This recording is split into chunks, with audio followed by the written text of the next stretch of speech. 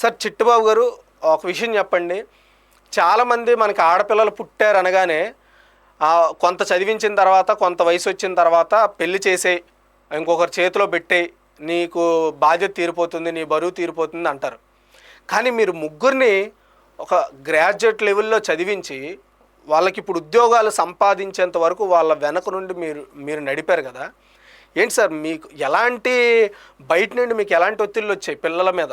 మా ప్రధానంగా ఆడపిల్లలు అనగానే అందరికీ తక్కువగా చూస్తూ ఉంటారు. వీళ్ళకి ఎందుకు ఇంత పెద్ద చదువులు ఎందుకు అంటారు. ఏం సార్ మీరు ఎలాంటివి ఫేస్ చేశారు, చెప్తారా మాతో? నమస్తే అండి. నమస్కారం సార్. సార్ ఏం లేదు సార్. ఆడపిల్లలైనా సరే, మగపిల్లలైనా సరే, జీవితంలో వాళ్ళకై వాళ్ళు కాళ్ళ మీద నిలబడాలి ఫస్ట్ ఆఫ్ ఆల్. దాని నిమిత్తమే, దాని గురించి నేను ఎన్ని కష్టాలు పడ్డా, ఎన్నైనా నా పిల్లలు ఎవరి మీద ఆధారపడకుండా వాళ్ళకై వాళ్ళే జీవించాలి, వాళ్ళకి ఎవరు వెనకాల సపోర్ట్ లేకపోయినా వాళ్ళు నిలబడాలి అంటే వాళ్ళు చదివే దానికి కారణమని నా ఉద్దేశం.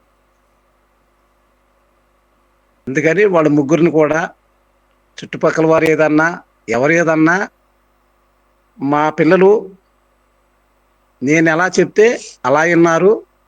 నేను వాళ్ళు ఏది చెప్తే నేను అదే చేశాను. ఈ రోజు వరకు కూడా మా పిల్లలు వాళ్ళ డ్రెస్సులు కానివ్వండి, వాళ్ళ చెప్పులు కానివ్వండి, వాళ్ళు ఏ అయినా సరే నేను తీసుకుంటేనే వాళ్ళు వేసుకోవటం, వాళ్ళకై వాళ్ళు సెలక్షన్ చేసుకోవటం అనేది ఇప్పటివరకు లేదు. వాళ్ళకి ఈ రోజు వరకు ఫోన్ లేదండి. ఇంతవరకు మేము సినిమా హాల్కి వెళ్ళలేదు, మాకు అంటూ టీవీ లేదు, ఏమీ లేదండి. వాళ్ళ చదివే మాకు ప్రధానం. ఎలా సార్ అంటే ఈ యుగంలో అసలు ఇప్పుడు సెల్ ఫోన్ లేకపోతే యువత అంతా కూడా ఉక్కిరి బిక్కిరి అయిపోయే ప్రజెంట్ సిచ్యువేషన్. అలాంటిది వాళ్ళకి మొబైల్ లేకుండా, టీవీ లేకుండా, ఎలాంటి ఎంటర్టైన్మెంట్ పర్పస్ లేకుండా మీరు ఎంత కష్టపడ్డారో మనకు అర్థమవుతుంది. పిల్లలు కూడా ఎలా వాటిని అధిగమించారు? సరే అడ్జస్ట్ అయిపోదాం, దీంతో మనకు అవసరం లేదని ఎలా, ఏం చెప్తారు మీరు దానికి? దానికి ముందు ఫస్ట్ నుంచి మేము కూడా చాలా ఇదిగా ఉన్నామండి. నేను నా భార్య కూడా సినిమాకి వెళ్ళటం కానీ, షికార్కి వెళ్ళటం కానీ, ఒక ఒక పార్క్కి వెళ్ళటం కానీ మేము ఎప్పుడు చేయలేదండి. మా పిల్లలతో గడిపేవాళ్ళం, పని చేసుకునేవాళ్ళం, డ్యూటీ అంటే డ్యూటీ చేసుకునేవాళ్ళం. అందరం కూర్చొని ఒకసాట సరదాగా మా కుటుంబ సభ్యులతో, మా నాన్నగారితో, మా అమ్మగారితో, మా తమ్ముడు గారితో అందరితో హ్యాపీగా గడుపుతూ ఉండేవాళ్ళం. అదే మా సంతోషం. Okay sir. వాళ్ళకు కూడా మీకు ఎప్పుడు కాన్ఫిడెన్స్ వచ్చింది సార్, మా పిల్లలు ఖచ్చితంగా ఏదో ఒకటి సాధించి తీరుతారు అనేది మీకు ఎప్పుడు కాన్ఫిడెన్స్ వచ్చింది? అంటే స్కూల్ స్టేజ్లోనా, కాలేజ్ స్టేజ్లోనా, లేకపోతే ఏంటి? ఫస్ట్ నుంచి వాళ్ళు చిన్నప్పటి నుంచి కూడా నాకు ఆ ఉద్దేశాలు ఉన్నాయండి. ఫస్ట్ నుంచి కూడా వాళ్ళు చదివించాలంటే మనం కరెక్ట్గా ఉండాలి, మన తల్లిదండ్రులు కరెక్ట్గా ఉండాలి, మనం ఉన్న ప్రదేశం కరెక్ట్గా ఉండాలి. ఆ ఉద్దేశంతోనే వాళ్ళని పెంచాం. Okay sir. ఇప్పుడు మీకంటే పై పదవిలో ఇప్పుడు మీ పిల్లలిద్దరూ ఉంటారు. ఎలా, ఏమనిపిస్తుంది మీకు? గర్వంగా అనిపిస్తుందా? ఇక ఆ సంతోషం దేవుడిని అడగాలి సార్. దేవుడికే తెలియాలి అంత సంతోషపడతారు తల్లిదండ్రులు.